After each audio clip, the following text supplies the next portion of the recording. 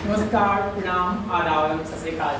मेरा नाम दिलखुश झा है और मैं आज आप सभी के बीच समक्ष हूँ एक बहुत ही विवादित मुद्दा जो कि प्रोस्टिट्यूशन शुड बी बैंड और नॉट। अक्सर जब हम इस शब्द को सुनते हैं ना, हिचकिचाते हैं और समाज में बोल दीजिएगा तो बूढ़े बुजुर्ग तो कान तक बंद कर देंगे। लेकिन आज सहयोग संवाद का काफी आभारी हूँ ताकि उन्होंने इस मुद्दे को उठाया और हमें मौका दिया कि आप आइए और इस पर अपना विचार साझा कीजिए। दोस्तों, मैं आपसे पूछना चाहता हूँ, इस चीज को बैन करने से वो बैन हो जाती है क्या? शराबबंदी को बैन कर दिया, शराब बंद हो गया क्या? तो क्या फिर प्रोस्टिट्यूशन बैन करने से बैन हो जाएगा या फिर ऑडियो अंडरग्राउंड चला जाएगा? दोस्तों, प्रोस्टिट्यूशन सदियों से चला आ रहा है, आज से नहीं, महाभारत रामायण काल से चला आ रहा है। और अगर कोई चीज छिप छिपा कर करे ना तो वो अंडरग्राउंड हो जाती है और उसमें शोषण बढ़ जाती है, प्रताड़ना बढ़ जाती है। अगर ये बैन हो जाता है, मैं आपको बस बताना चाहता हूँ, अगर ये बैन हो जाता है तो इस अंधेरी गलियों में न जाने कितने लोग घूम जाएंगे, औरत प्रताड़ित होंगी, उनका शोषण किया जाएगा। ये सब थोड़ा विवादित है लेकिन लेना चाहूँगा, आप लोग रिलेट कर पाइएगा।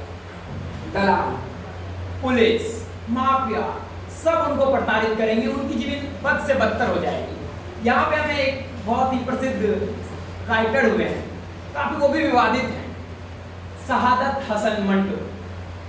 वो कहे हैं कि वो अपनी कहानियों में काफी बार जो वेश्याएं हैं उनको बड़े अच्छे तरीके से दिखाए हैं।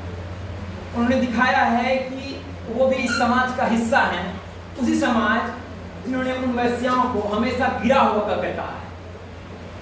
मंटो जी की किताबें पढ़िए, कहानियां पढ़िए, ठंडा गोश्त पढ़िए, खोल दो पढ़िए या फिर काली सलवार पढ़िए, जिसमें उन्होंने सुल्ताना नाम की वेश्या के बारे में बड़े अच्छे से बताया है कि कैसे एक वेश्या भी इंसान होती है, उनके लिए सपने होते हैं, उनका भी दुख दर्द होता है। उन्होंने मंटो ने इस समाज को यह एहसास दिलाया है कि वेश्याओं का भी जीवन अच्छा हो सकता है, उनकी भी एक डिग्निटी होती है। जैसे बहुत सारे हमारे भाई बहनों ने इसका बारे में जिक्र किया।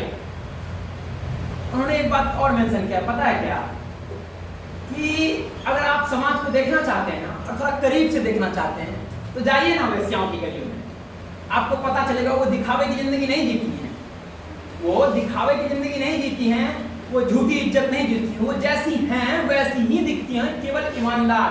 आप जाइए उनकी बस्तियों में, उनको करीब से देखिए, तब आपको पता चलेगा कि वेश्याएं क्या होती हैं, उनका दुख और दर्द पता चलेगा।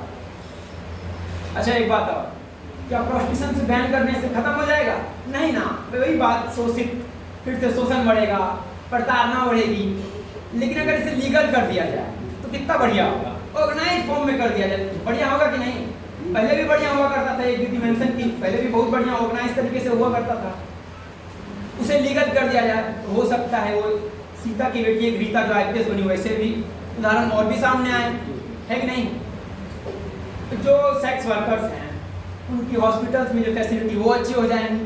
जो पुलिस रेड मारती हैं, एक तो बेचारी खुद प्रताड़ित हैं, रेड मार मार के और प्रताड़ित करती हैं, हैरेस करती हैं। अगर लीगल हो जाएगा तो चीज बढ़िया हो जाएगा। एक बात और,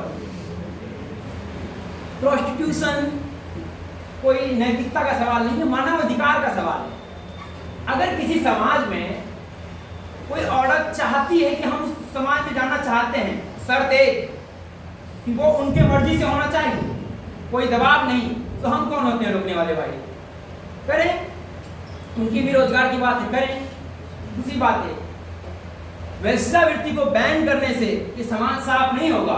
समाज साफ तब होगा तब उन्हीं वेश्याओं को इज्जत देंगे, उनको स्वीकारेंगे कि नहीं आप भी समाज का हिस्सा हैं, उनको स्वीकारेंगे, उनको हक देंगे, उनको जीने की उनको सुरक्षा देंगे एज ए समाज। हम लोग काम करेंगे नहीं, हम आपको समाज ये अलाउंस देते हैं कि आप आइए हमारे समाज में रहिए, ये डिग्निटी देंगे। लास्ट में एक बात और, मंटो जी कहे हैं, काफी बहुत कुछ लिखे हैं वेश्या के बारे में, इसीलिए उनको मैं बार बार कोट करना चाहूँगा। मंटो जी कहे हैं हम इस समाज में रहते हैं और प्रोस्टिट्यूशन भी इस समाज का हिस्सा है। तो मंटो जी ने कहा है अगर ये समाज के उस दृष्टि को गंदगी से देखता है तो वो समाज ही गंदा है। अगर ये समाज उनके लिखे हुए अफसाने को बर्दाश्त नहीं कर पाती है वो समाज ही नाकाबिल है। अब आप लोग देख लीजिए, हम इस समाज में रहते हैं और हम लोग को इस समाज को कैसा बनाना है। बहुत बहुत धन्यवाद।